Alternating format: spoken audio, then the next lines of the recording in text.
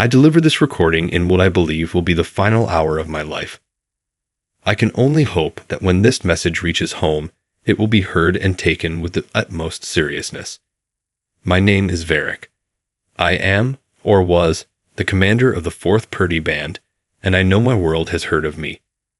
For years, our pirates have raided worlds and trade routes with impunity. I am sure this part will be censored when or if it is broadcast successfully to our populace, but I want to say it anyway. We acted as agents of the governing council with their permission, both tacit and explicit, depending on where we were going and who we were attacking. Sometimes, I admit, we struck at places outside of the concerns of our government, and of course, since it was outside of their concerns, who cared? Screams can be heard in the background. Forgive me. The smoke is starting to make its way in. It won't be long now. I will be quick. We raided Terrura because it was easy and because the race seemed weak. I mean, whoever heard of a species of intelligent beings sacrificing mature and productive adults for their young, when they not only can just make more, but enjoy doing so at every opportunity? When they first ventured into interstellar space and made contact with our enemies, it's probable that they had no idea that the invitation to join a trade alliance was an invitation to be invaded. But once they did, hey, easy pickings, right? No grand military fleet, no massive space stations or networks of defenses. They had only begun to draw up plans to harvest the energy of the stars en masse. Like I said, easy. So we hit the place, blew up a few capitals, some bases. Oh, we had a grand old pirate time, as we always have, and we put ourselves in reach, which was one of our biggest mistakes. We took communities easily enough at first, but then one of our people during a harvest grew annoyed at the sound of a crying infant of their species. They have a horrific wail, so he shot it in the arms of what we now know was one of their females. No big deal, just make another, right? We thought. Wrong. The woman lost all reason and attacked our raiders. She was shot 16 times, but she beat one of us to death with his own weapon. That was when we found the other thing out. Humans tell stories. A lot. This story. Well, they recorded it. Evidently, they record a lot. And the sight of one of our officers killing one of their infants in its mother's arms, and then her beating him to death with his own weapon before she was finally killed too, sparked an outbreak of violence that cost me 4 companies in a day. Then one of my idiot officers decided that since they love children so much, we would threaten to kill more of them if they didn't stand down. Big mistake. He showed them that we were kitty-killing monsters, and when humans decide that something is dangerous to their young, they will stop at nothing to destroy it. Gunfire, screams cut short, the sound of humans shouting beyond the door. You have to understand. It isn't just my band. They've decided our entire race is a threat to their young. The last interceptions we made of their communications showed that the Keelan Confederation was going to trade them weapons and technology to join the war in earnest. We picked up home communications. The whole planet has gone mad with hatred for us. Steal their goods. Nobody cares. Kill an adult. They get upset. But kill their young, and they lose all reason or care for their own lives. If they have any sense of self-preservation left when it comes to wiping us out, I can't find it. I tried negotiating. I tried trading. I tried warning and threatening them. And all that meant was that their convictions were hardened. Whatever you do, do not target their young. You'll doom us all. We thought that would make things easy, and we thought wrong. Human shouts intensify, a scream of pain, then silence. Chapter 2, and that is the last report of the most powerful pirate fleet commander in the last 500 cycles. Since that time, humans have exterminated 4 military bases and done self-termination runs against entire fleets, crippling operations in 14 quadrants. I am afraid the war is as good as lost. Therefore, I recommend we offer terms to the Keelan Confederation that are favorable to peace, including a mandate that they cease to supply humans with weapons and technology. In addition, in the post-war period, I move that we propose to the Galactic Union that we make it unlawful to employ human mercenaries or to supply weapons to human armies, and make it a war crime to target human young in any operation under any circumstances. Perhaps news of that will help them realize that we are not all the same as the late pirate lord. Will that work? Many voices asked the question. How much longer? Everybody asked that question.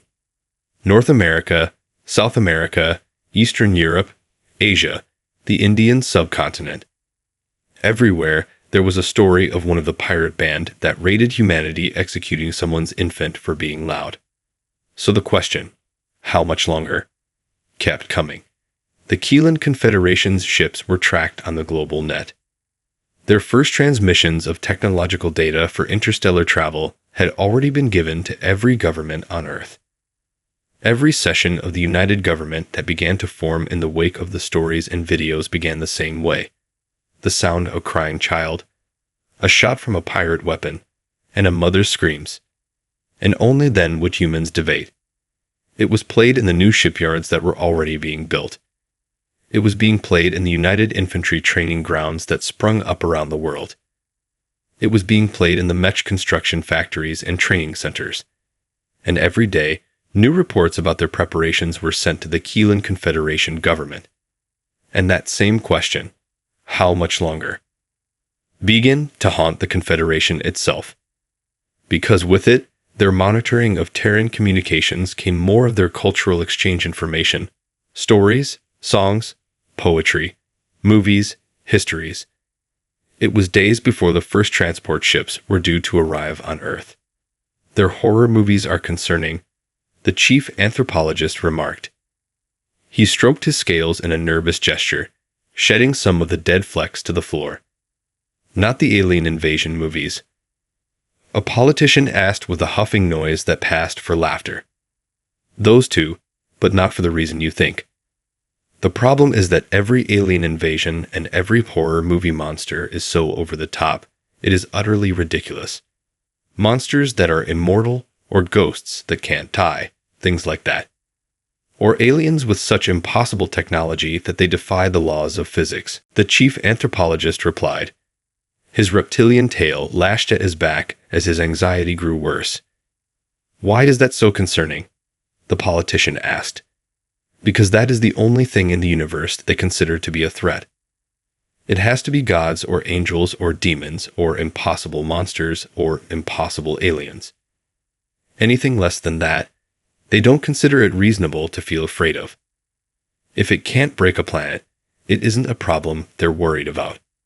You heard what they did to the admiral of the pirate fleet, didn't you? He was basically a lord. They tore his limbs off. Eventually, the chief anthropologist shuddered. I tell you, sir, I've never seen a species this insanely protective of their young. The father of one of the boys dragged one of the pirates to death behind a two-wheeled motorized contraption and handed over only shreds of flesh to our ambassador when we asked what happened. They're insane, and they're now convinced that our enemies want to kill their children. The chief anthropologist held out his hands with finger claws upturned. We may just be inviting disaster unless we tread carefully. I understand we need the reinforcements, but this species is the most homicidal, suicidal, bloodthirsty species I've ever come across. One of their stories has their literal god coming down, pissing some of them off, and they nail him alive to wood to die. My assistant went there on a visit and he chewed on his tongue for a moment. And what? The politician asked. He was assigned to study their military culture to see how it distinguishes from the rest of their castes, only to find that they have no castes. Anyone can fulfill any role they want. He asked one of their pilots how they'd take down a jamming ship that kept A from piloting things, and he said, just blow up the jamming ship. My assistant pointed out that you can't do that because the signal would be jammed, and the pilot said that it didn't matter as long as you just used a living pilot instead. The chief anthropologist shuddered. The politician shrugged grossly. Exaggerated, I'm sure. I know some of my colleagues are bothered by this, but as long as they can help us win, I fail to see the problem. The The chief anthropologist could only walk away in defeat, leaving a nervous trail of shed skin behind him. Chapter 3 3 months later. Let the humans take the casualties, the Keelan admiral said. They're asking for the first run. It was a request that was happily granted. The Keelan-provided starships were piloted by humans, but they were not piloted like Kellan pilots intended. The admiral watched with dismay as fighters skipped like smooth stones over the atmosphere of the planet and sent out a transmission audible to both sides, unencrypted. Does anybody have a translation for yippee-ki-yay? The admiral asked. Heads shook in contradiction. To doctrine, the long ships bounced along the atmosphere, confusing ground defenses and unleashed withering fire on the planetary defenses. Again contradicting doctrine, which said that ground troops should only come down after the area was secure. The human-piloted ships were coming in fast and descended at dangerous speeds. As soon as they were able to breach the atmosphere of the world, some sense of foreboding or hope or uncertainty or something he could not truly name compelled him to his next orders. Put the surface on screen, the admiral barked, and broadcast this back home. The screen came up and showed the transports opening up and the human jumpers emerging from the bottom of the transports. Humans or machines? He asked, and his crew shrugged it off. That was when the second broadcast hit, the sound of some wailing infant, the familiar sound of a weapon going off, and the scream of a human woman. This broadcast was as unencrypted as the rest and clearly intended to be heard by all, and it seemed to drive the humans mad. Then he saw the flesh pilots and the human love of overkill. The machines the humans piloted were heavy, lumbering things with massive arms equipped with guns mounted with projectile weapons the size of a body. Contemporary strategy involved capturing positions, but the human heavy infantry had no interest in capturing positions. Each of their mechs had mounted rockets on both shoulders, dozens of small ones, that were launched at any building in their path. The Pankin Alliance had soldiers of plenty, but they fought as if they wished to live. The humans fought as if they were there to kill, and didn't care if they died in the process. The first transports holding secondary light infantry began to land moments after their mechanized walkers. These used light rocket-powered air sleds that shot over the battlefield. These lightly armored soldiers sprayed chaff everywhere to the laser-based weapons of the surviving defenders, the white mist wreaking havoc on their ability to resist. This isn't war. This is revenge. Are they insane? Are they insane? The admiral asked the question twice and still got no answer. Whoever controlled the monitor began to zoom in on the close fighting and saw the twisted mask of hatred on the tanned face of a light infantryman. His projectile weapon's sharp gleam at the front suddenly had a clear purpose. They put knives on guns. The admiral half-stammered as the tan infantryman gutted the Pankin Alliance soldier, shouting in rage as if it had been his own young to be killed by the pirates. The admiral tried to imagine from what twisted depths of the abyss can hate like that come from. What is he thinking about? Doesn't he know what he's doing? Is he a machine? He whispered his exclamation. Sir, we have an incoming transmission from the Terran admiral, the officer said without tearing his eyes away from the screen, while the screen zoomed out and showed a battle-mad Tan pick up a severed arm and beat an unfortunate to death with it. What? What is he saying? The admiral asked. He's saying that we're unnecessary. The Pankin turned out not to be as fierce as he was led to believe. The officer on comms and translations waited for his admiral to answer. But as they saw the Terran banner raised over the last standing building, and the human infantry and mechanized forces set fire to the last Pankin stronghold in the area and shoot down those who were trying to flee, the admiral could not argue. Tell him it's fine. We'll take the next world when we leave next month, the admiral responded. His comms and translations officer relayed that, and then his scales began to shed horribly. They're not waiting, sir. He says follow with supplies, but the next world is only one jump away and not ready. He didn't use many supplies, so we can follow when we're ready. Chapter 4 weeks later, at the Keelan Confederacy Assembly. 14 worlds in 14 months. The war's progress has completely reversed itself. The Pankin are offering terms of surrender, some strange ones, some that I can understand. But there is another question we have to ask. Will the humans be willing to make peace? The assembly heard the question asked by their revered speaker, and they were silent. The transmissions sent out by the various fleets of human military operations ranged from the insane to the astonishing. They were rapidly becoming known across galactic civilizations as the War Apes, and they were beginning to appear in popular media and propaganda regarding the changing fortunes of the war. The once slow and inevitable defeat was rapidly turning into a total victory. But Terran rage at the Pankin had not abated, and it was growing concerning. Will they fight without allies? Someone asked, and that brought a general round of laughter. Daring solo operations by human officers were as much a routine as sunrises now. They are not a totally irrational species. If we offer to make it a war crime galaxy-wide to ever harm their young under any circumstances, and to immediately hand anyone who does so over to the Terran government for trial and disposal, they might recognize the value of this and make peace with the Pankin, along with the rest of us, the revered speaker suggested. Will that really be enough for them? It was a reasonable question. We think so, the revered speaker said, and then moved to take a vote. Ah, Ambassador, to what do I owe the pleasure?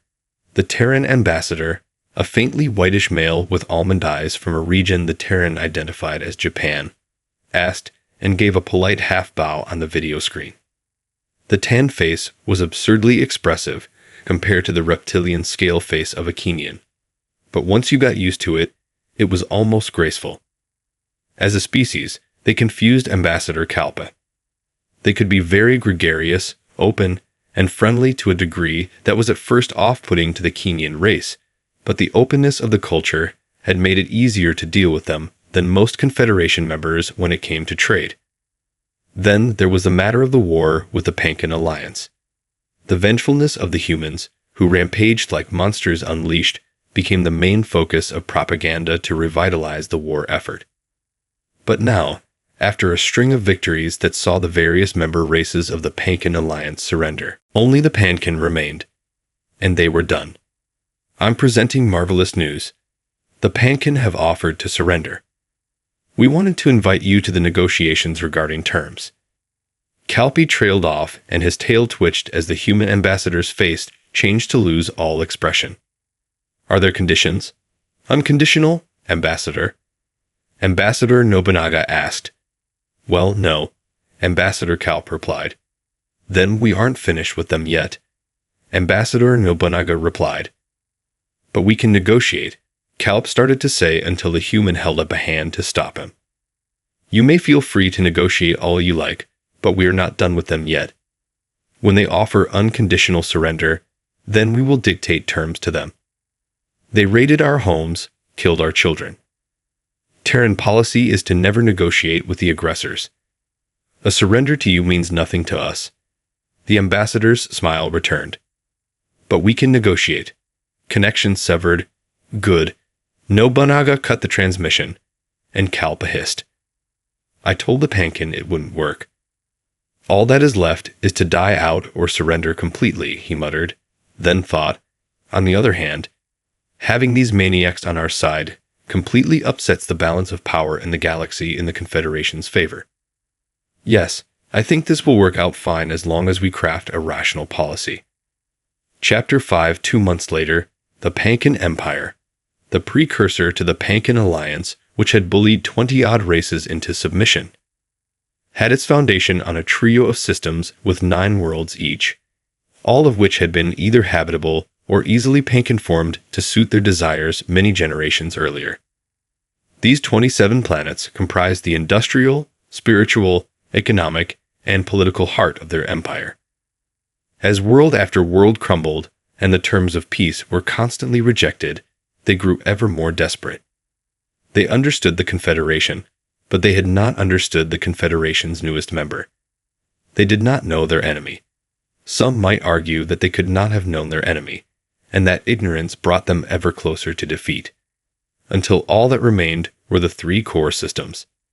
The war apes had no interest in preserving, occupying, or protecting anything on those worlds. While they had shown mercy to subordinate races, Pankin were slowly pushed toward extinction. We are offering terms of surrender. Tell us when you offer unconditional surrender, the Terran always replied, and then cut the transmission.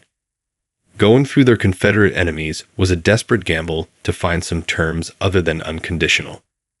And now, 2 months after that debacle, 3 core worlds had been glassed clean of major cities, major sea lanes had been mined with self-replicating magnetic mines, and all energy supply points were utterly eliminated. World after world teetered on the brink of returning to a hunter-gatherer state to survive it all. Still, the Pankin fought on.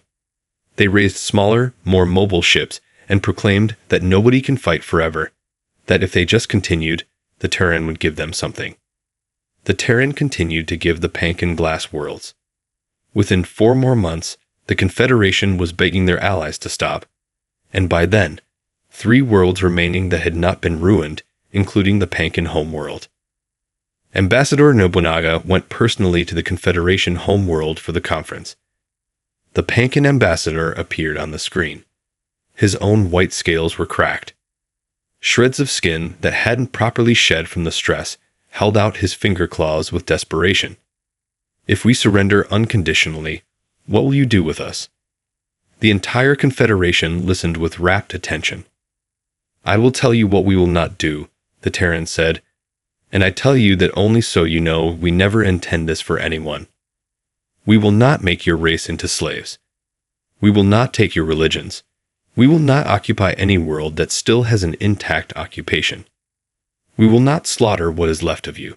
You can even keep your government. They were not exactly terms in the traditional sense.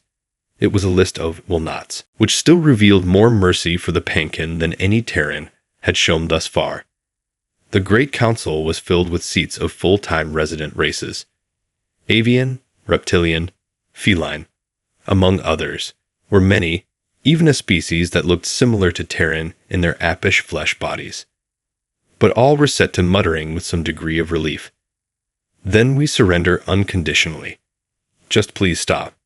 The Pankin hissed and went down to his knees.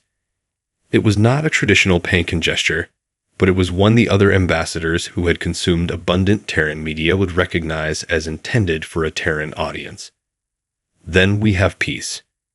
Here are the terms. The Pankin are prohibited space travel for the next 100 years. The remaining worlds will be converted to agrarian industry only, and those worlds we have left in Pankin hands, which still have living populations, will be opened up to immigration to all members of the Confederation, but with the first land and territory pick going to Terran for the first 5 years, where years are understood to mean the duration of time on those worlds. In addition, the Pankin remaining worlds will be liable to a 20 trillion credit war indemnity to be provided to our military veterans, government, and the families of those children your pirates slew. Ambassador Nobunaga laid out the terms that the Earth government had settled on, and the tail of the Pankin ambassador stiffened as if he had died and undergone rigor mortis. It wasn't hard to understand why. With those terms, the Terran will have taken the best spots of every world in some of the richest systems and utterly crippled the Pankin homeworlds for generations to come. With no space travel and an agrarian economy, they are essentially prisoners on their own worlds. And as for the survivors on the other worlds, after most of them starved to death thanks to ruined supply chains, there'll be a tiny minority with the high populations of humans occupying the top spots and the Confederation's people following hot on their heels. They may just beg for flights back to their intact worlds. And just like that, the Terran Empire has been born. We submit, the Pankin said, his face down, his entire body a broken, souled husk of its former self as he lived to see the fall of his once mighty empire. I know, Nobunaga replied, then turned around to face the Confederation. Now we are done with them. Now, maybe, we can all live in and enjoy the fruits of peace. With two-way transmissions from Earth, The polite applause of the Confederation was drowned out by the cheers of the entire Terran home world. "I hope we didn't make a terrible mistake," Ambassador Kalp thought as the cheers went on. Chapter 6. Over the next 5 years, Pankin society collapsed on the worlds where they still had survivors. Devoid of both the infrastructure and the knowledge of how to survive outside of a modern world, the Pankin of countless worlds fell to turning their weapons on one another, wiping out entire populations of survivors until they ran out of modern weapons, then resuming the process with whatever they could. They no longer had the means for even medieval-level societies in most worlds, and were reduced to hunter-gatherer scavenging, some never knowing the fates of their home worlds, or that peace had come at last. All finding out the same way, humans, the victors in the brutal war, touched down and began to settle the most ideal parts of the world and convert it from Pankin arid climates to the sorts of worlds favored by humans. The Pankin who spied these new structures either begged or fled, but they were too broken to actually fight. And even if they hadn't been, hunter-gatherer societies do not always eat well. The races of the victorious Confederation were quick to address the matter of what would happen to the Pankin. "We would like to send observers and scientists to study how they've adapted to the social change and ensure they are not brutalized in the aftermath of the victory." The Terran government heard several forms of that request independently. "They say the victory, not our victory, and not your victory." I suppose I can't blame them for that, Grand Presider Harrison thought as he watched the view screen. One of the Avan species made it this time. He was quick to answer, "Of course, you are free to do so, but we expect most survivors to request to be relocated to their home system. They will not be happy living under us, I think. However, you are free to observe them for a few months as our colonies are established." A transmission came in as soon as that one was disconnected, this one directly from the official representative of the Keelan, the first human ally, and perhaps the closest, and most liked by humanity, as that race had given humans technology and travel capability in the aftermath of the Pankin pirate attack on Earth. Grand Presider Harrison stroked his dark beard. The transmission hadn't been accepted yet because he knew what the Keenan was like to ask. He took a deep breath. "We can't keep this secret for long enough to matter. It's better that we come clean now." He swallowed. The question of how humans were colonizing worlds so quickly was bound to come up. He hit the green accept button, and the pale lizard man's naturally severe face came on screen. "Grand Presider of the Terran Ascendants, I hope you're well." "Great Speaker of the Keelan Empire, I am, and I hope the same for you." The two leaders bowed slightly in their seats. Despite their differences in species, they had common ground that made it easy to get along quite well. It didn't hurt that the Keelan had none of the prejudices that had still existed, though they slowly continued to die out in Harrison's youth over the color of his skin. The existence of aliens more advanced than humans made that absurd outlook even more marginalized, and the Pankin murders of children, regardless of all other factors, buried what was left of it. If anyone still thought that way, they were quiet enough about it that Grand Presider James Stoneworth Harrison expected it would die when age and time took them. "I am also," the Keelan Great Speaker replied. "Forgive me if I bypass our usual pleasantries. I'm afraid I have an important question for you." "You want to ask about our colonization rate?" the Grand Presider asked. "Yes. You've placed 20 outposts on over 20 different worlds in the last few months. There is some concern about whether or not your planet can handle the kind of mass immigration it would take to sustain that." The Keelan question was clearly carefully constructed to be benign, even with good reason. "Not to worry, Great Speaker. My world has had many mass migrations in the past. We've learned a great deal about how to handle it, and our current solutions are quite effective," Grand Presider Harrison promised, and he was unable to constrain a smile when he said it. "Our study of your species has shown, strangely enough, that you put abundant resources into feudom over a long period of time. This is strange to us, who think nothing of losing a few along the way. But it seems this should make things harder, not easier, for you," the Great Speaker replied, and James Harrison politely inclined his head. Yes, but our children are capable of a great deal at a relatively early age. So we've adopted two strategies. Our facilities on those worlds are cloning from our vast stores of data here at home. Our colonies will then have workers maintaining the minor infrastructure, while others will raise and educate the cloned population. If we repeat the process every 10 years, and each parental set raises 5 children, and then as adults, they plus their parents do 5 more. The Grand Presider let the sentence fall away. The great speaker was no mathematician, but he didn't need to be. Exponential population growth, he said. His eyes ticked a little. Yes.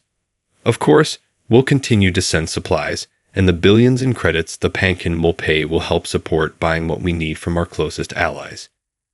Grand Presider Harrison let that sentence hang as he had the one before, and silence passed between the two leaders. The next question was totally benign. Aren't you concerned about the possible problems that might occur from that? What about when people from different worlds meet? The possibility of incest and the like. The nictating membranes of the Keelan Confederation leaders' eyes had picked up their pace. Grand Presider Harrison kept his smile calm. We are aware of the possibility, but the risk is very low compared to the reward of having 100 or so viable colonies in a relative handful of years. And it isn't anything that can't be solved without simple mandatory INA testing to ensure a lack of relation. Then, with a few generations, the many populations will be sufficiently different through our relatively quick pace of mutation that it will cease to be anything but a curiosity. Great Speaker Callan did not remain on the line with the Terran Presider for much longer. Nor, however, did he bring his findings to the other leaders. In 20 years, they'll have fully functional colonies. In 40, they will be self-sufficient and begin exporting finished goods of their own. In 100, they'll have an empire larger than the entire Confederation combined. The thought was sobering at best. The worlds of the former Pankin were good ones, but they were far from the only ones. However, most colonies were planned for generations before finally established. Immigration was slow for most races, but Terrans seemed to go mad for exploration. Phrases like "first" and "Kilroy was here" were found burned into moons on uninhabited systems. And rogue colonists were already settling outlying places or venturing off into the unknown where, most likely, they would die, but who knows what we'll find out there one day, he asked himself. Adaptable and clever, the Terran who went rogue and off into the void might survive or even thrive. He walked away from the Electron spin communication relay and saw the book that lay on his table. Terran books were becoming popular commodities, but because they were heavy, bulky physical media, most simply got them as electronic documents. But this one was a gift. The title was from one of their most popular authors of the 21st century and part of a large series. Who Endures? About a woman who built an empire to save the one she loved and burned an empire to avenge the ones she lost. Was he warning me? Educating me? No, that can't be. It's just a gift. Enough waiting. I have to explain this to the others, he told himself, and then went to do exactly that while trying not to wonder what kind of fleets a unified human world might muster up in another 100 years. Chapter 7 Grand Presider James Stoneworth Harrison shook hands with his replacement after 3 4-year terms and 2 of the customary recall options overwhelmingly rejected. His term of service was over. In front of him, the pale hand of Madison Caldwell closed in a tight grip. The former war hero's silver artificial eye gleamed in the morning light as cheers echoed all over, not just their world, but on 40 worlds of the Terran ascendancy. The 2 men posed shoulder to shoulder and waved to the video relays for several minutes before Presider Harrison took to the podium for the final time. When I began my term of service, humanity faced a threat like no other. And it is not my accomplishment, but humanity's accomplishment, that we won through in the end. The ones to cruelly slay our children in their mothers' arms are reduced to trading crops from their home worlds. Their empire is ashes and memory, and ours stands in its place. We took our place among the stars, touched the face of God, and thumbed the eyes of the devils of the abyss. Now my time is done, and you have chosen a worthy successor. I wish him all the success in all the worlds. Grand Presider Madison Caldwell, the podium is yours." The burly former commander inclined his head, and as Grand Presider Harrison stepped aside, Grand Presider Caldwell's hands gripped the podium. In contrast to the studious, academic-looking Harrison, whose ebony skin was contrasted by the early whitening of his hair through the strain of office, he was thin, a far cry from his more robust beginnings. Terrans. I prepared to fight the Pankin before the war. I fought them throughout the war, and I oversaw the resettlement of the last of them after the war. Now I, with your full faith and confidence, will do my best to guide us through a new struggle. We are not one world anymore. We are many, but we remain one people. We are spread over many worlds, and will spread to many more, and great challenges and hard questions await us.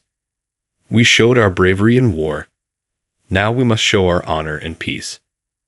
Light years away. It seems bizarre to replace a competent leader with a new one, High Lord Aven remarked. His feathers ruffled a little bit. The other Ginian leaders bobbed their heads forward, their own feathers similarly ruffled. Yes, but Galen insists this is routine for them, and their popular media seems to confirm it, the Secretary of the Interior remarked. Understanding did not make his feathers ruffle less. It seems to work. They try out so many new ideas. They come to solutions far faster than any species we've encountered before, throwing out what doesn't work and embracing what does. They seem wild, unpredictable. The fleet admiral didn't just bristle his feathers.